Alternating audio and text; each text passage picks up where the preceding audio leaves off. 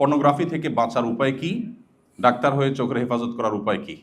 প্রথম প্রশ্ন উত্তর হলো যে চোখের জেনা থেকে বাঁচা এতটাই জটিল যে এখন দিন যত অতিক্রম হচ্ছে তত বেশি ফিতনা চতুর্দিক থেকে আমাদেরকে ঘিরে ধরছে। আপনি আর সব করতে পারবেন, ইমানের উপরে টিকে থাকা কঠিন, আপনার আমল টিকে রাখা কঠিন। তো এটার জন্য দরকার হলো আসলে শক্ত সিদ্ধান্ত নিজের বিরুদ্ধে। খুব মানুষের রোগ যখন জটিল হয় তখন অপারেশন দরকার হয়। এই সিদ্ধান্তগুলো কোনো নর্মাল আমলের বিষয় না। অনেকে বলে ভাই একটা আমল শিখা দেন যেটা করলে পর্নোগ্রাফি দূর হয়ে যাবে। আমি বললাম আপনি তো হয়েছে ক্যান্সার, চাচ্ছেন ট্যাবলেট। ক্যান্সারের জন্য তো ট্যাবলেট না, থেরাপি লাগবে বা অপারেশন লাগবে, তাই না? সো এই পর্যায়ে কঠিন সিদ্ধান্ত নেওয়াটা গুরুত্বপূর্ণ। জীবনের প্রত্যেকটা পর্যায়ে এসে আমরা সবাই জানি, সবাই একমত হব, এমন এমন ইস্যু আছে যে ইস্যুগুলোতে আসলে খুব শক্ত সিদ্ধান্ত নিতে হয়। এই শক্ত সিদ্ধান্ত নিতে যতটা কষ্ট মনে হয় আসলে নিলে এত কষ্ট হয় না। যাদের এই এডিকশন আছে তারা কোনো একটা ডিভাইসের মাধ্যমে এটা দেখেন, এই তো ডিভাইসটা চেঞ্জ করে ফেললে হয়ে গেল, একটা বাটন ফোনে চলে গেলে হয়ে গেল। খুব জটিল কাজ। দেখেন এই সহজ কাজটা কিভাবে করবে জন্য সিকিউরিটি লিখে দিয়েছি।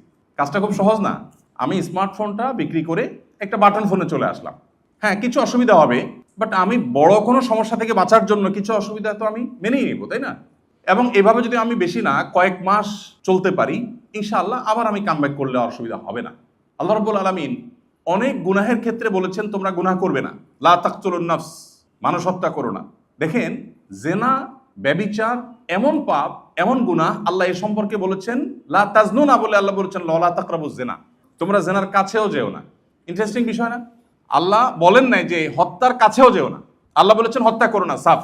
কিন্তু জেনার ব্যাপারে আসছে আল্লাহ বলেছেন ওয়ালা তাকরাবুজ জিনা, তোমরা জেনার, ব্যভিচারের কাছেও যেও না। কেন আল্লাহ এভাবে বললেন? কারণ এই জিনিসটাই এমন, আল্লাহ তো সৃষ্টিকর্তা, তিনি জানেন তার সৃষ্টির দুর্বল জায়গা কোথায়। তিনি জানেন যে জেনার কাছাকাছি গেলে সে ব্যাক করতে পারবে এর সম্ভাবনা খুব কম, রিস্ক এখানে অনেক বেশি, এজন্য কাছেও যেতে নিষেধ করা হয়েছে। এখন আমরা অনেক সময় বলি না আমাদের মন পরিষ্কার, হুজুরদের মনগুলো সব ছোট, হুজুররা খুব লেম চিন্তা করে। কেন এত পর্দা রর্দা করতে হয় ভাই? মনের পর্দা বড় পর্দা, মনের পর্দা বড় পর্দা। এবং এই জায়গাটাতে বিশেষ করে আপনার বেশিরভাগ মানুষ মনে করে কেন মা বোনের মতো দেখা যায় না, পরনারী কেন এত পর্দা মেনটেন করতে হবে? ওই যে কয়েকদিন আগে না শুনছেন যে কোন একজন স্টুডেন্ট আপনাদের মতোই বাইরে যাবে, সে টাকা জমা দিতে গেছে ব্যাংকের বুথে, ওখানে রিসিপশনে মহিলা ছিল। বেশ ঘটনাটা সারা দেশে ব্যাপক আলোচনা জন্ম দিয়েছে, টকশোগুলোর বেশ গুরুত্বপূর্ণ টপিক হয়েছিল এটা।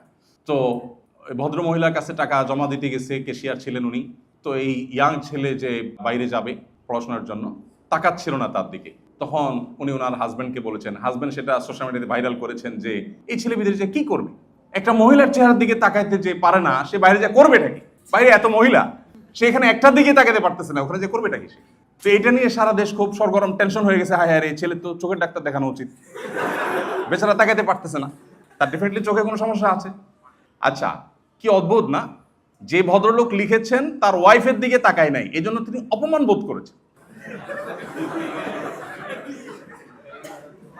আচ্ছা, আমরা কমন সেন্স ব্যবহার করি, কোরআন এবং হাদিস আপাতত থাকুক, আমরা কমন সেন্স ব্যবহার করি। রাস্তায় কোনো নারীর সৌন্দর্য বা স্ক্রিনে কোনো নারীর সৌন্দর্য দেখার পর একজন পুরুষের মনে কি চিন্তা আসে? আল্লাহর কি অপরূপ সৃষ্টি, সুবহানাল্লাহ, ফাতাবারাকাল্লাহু আহসানুল খালিকিন, আল্লাহু আকবার। এই চিন্তা আসে? এই চিন্তা আসে? আপনি যদি বলেন না আমার তো এই চিন্তাই আসে, তাহলে আপনার এই গ্রহে বসবাস করা উচিত না। আপনার কবে কবরে চলে যাওয়া উচিত, তার নাহলে ডাক্তার দেখানো উচিত। আচ্ছা ভাই, যেটা বলছিলাম, এখন আপনারা সবাই যেভাবে হো হো করে হাসলেন, এই হাসিটা আমার দরকার ছিল কথাটা বোঝার জন্য। এই হাসিটা প্রমাণ করছে যে আপনারা সবাই জানেন, এটা ওপেন সিক্রেট, যে কোনো নারীর খোলামেলা শরীর, চেহারা, সৌন্দর্য দেখার পর পুরুষের মনে কি চিন্তা আসে, এটা আমরা সবাই জানি। কেউ যদি বলে না না ভাই আমার এসব চিন্তা আসে না, তাহলে আমরা তাকে নিয়ে বরং হাসাহাসি করবো, তাই না? এটা তো বাস্তবতা। ওকে, এবার কেউ তার বউ, তার বোন, তার ফ্যামিলির কোনো মেয়ে, অন্য কেউ তার দিকে তাকালো না, সে অপমান বোধ করছে, তার চয়েস নিয়ে আমার আলাপ নাই। কিন্তু আমার আলাপটা হলো যে কমন সেন্স কি বলছে, যে তার ওয়াইফের সৌন্দর্য অবলোকন করে কেউ তো এখানে আল্লাহর সৃষ্টি রহস্য আবিষ্কার করতে যাইতো না, নিশ্চয়ই সে মনে মনে জেনা করত। কি বলেন? জেনার বিভিন্ন লেভেল আছে, ধরেই যে একেবারে সে সিরিয়াস লেভেলের জেনা করতো, মনের জেনা, আমি সেটা বলছি না, বাট শুরুটা হতো। ঠিক কিনা বলেন? তাহলে একজন, আপনি ইসলামকে এক পাশে রেখেও যদি চিন্তা করেন, একজন মিনিমাম কমন সেন্সালা মানুষ তার স্ত্রী, তার ফ্যামিলির কোনো মেয়ের সৌন্দর্য অবলোকন করে, অন্যান্য আজকাল সোশ্যাল মিডিয়া দেখেন কাপল ব্লগ আর কত কিছু বাইর হয়েছে না, বইয়ের ছবি দিয়ে দেয়, কেউ যখন লিখে দেয় কি জানি কি কি লেখে কমেন্টগুলো, সাধারণত সুন্দর কোনো মহিলার ছবি দিল, নিজের বউর ছবি দিল, ফ্রেন্ড লিস্টের লোকজন এসে কি লেখে,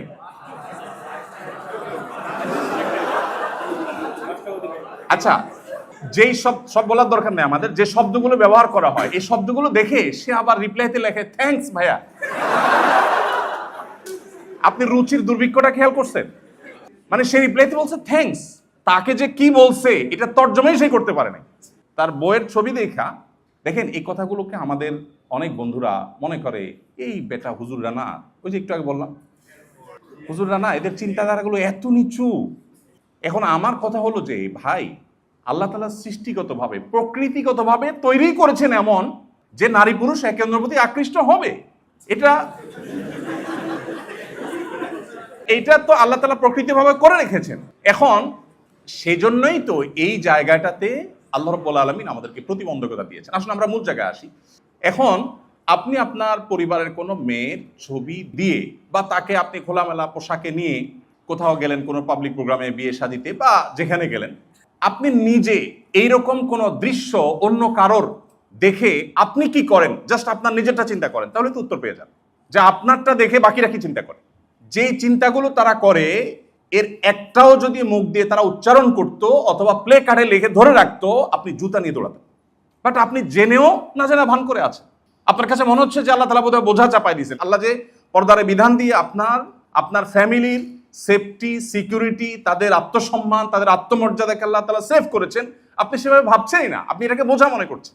দেখুন আজকের এই পৃথিবীর যেদিকে তাকাবেন সব দিকে আপনি একটি আহ্বান পাবেন, ভোগ করো। একমাত্র দিন পাবেন, ইসলাম পাবেন, আপনাকে বলবে স্যাক্রিফাইস করো, কন্ট্রোল করো, নিয়ন্ত্রণ করো। সিয়ামের মানেই হলো বিরত থাকা। সিয়ামের মানে কি? বিরত থাকা। পৃথিবীতে ইসলাম ছাড়া, বিশেষ করে ভোগবাদী এই পৃথিবীতে আপনি যে দিকে তাকাবেন, প্রত্যেকটা বিজ্ঞাপনী বিলবোর্ড, প্রতিটা অ্যাডভার্টাইজ, প্রতিটা বিজ্ঞাপন আপনাকে ভোগের আহ্বান করছে। এই পৃথিবীর সব কিছু আপনাকে ভোগের আহ্বান করছে, ঘুরিয়ে ফিরিয়ে ভোগটাই মুখ্য।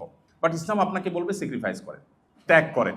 স্যাক্রিফাইস এবং ত্যাগের এই মানসিকতা যখন মানুষ তৈরি করতে পারে, তখন তার মধ্যে সুখের আসল ঠিকানা তার মধ্যে চলে আসে। আর ভোগ মানুষকে এমন একটা জায়গায় নিয়ে যায়, তাকে সারা জীবন হতাশার সমুদ্রে নিয়ে যায়। বা যেভাবে মনে হয় যে ভোগ শেখাচ্ছে, বসেও ভোগ করতে উৎসুক হচ্ছে, এতে মনে হয় সে সুখের দিকে যাচ্ছে, আসলে সে আস্তে আস্তে হতাশার দিকে যাচ্ছে। এটা বোঝার জন্য পণ্ডিত হওয়ার দরকার নাই। আমরা যে মডেলটা ফলো করি, পশ্চিমা মডেল তো আমরা আমাদের দেশে ফলো করি সাধারণত, তাই না? আমাদের লাইফস্টাইলে সবকিছুতে আমরা ওদের দিকে তাকালে কিছুটা অনুভব করতে পারবো যে ওদের সুখ তো মাপার আলাদা কোনো মিটার নাই, কিন্তু বিভিন্ন রেশিও দেখলে বোঝা যায়। তো আত্মহত্যার প্রবণতা বলেন, ডিপ্রেশনের রেশিও বলেন, এগুলো যদি আপনি কম্পেয়ার করেন, আপনি দেখবেন যে আল্লাহ রাব্বুল আলামিন শুধুমাত্র তার প্রকৃত গোলামি এবং বান্দিগি, আত্মনিয়ন্ত্রণ করার প্রবণতা আছে, মানসিকতা আছে, মানুষগুলোকে আল্লাহ তাআলা শান্তি দিয়েছেন। আসলে দুনিয়াতে তো মানুষের চাহিদা শেষ নাই, কোনো আছে?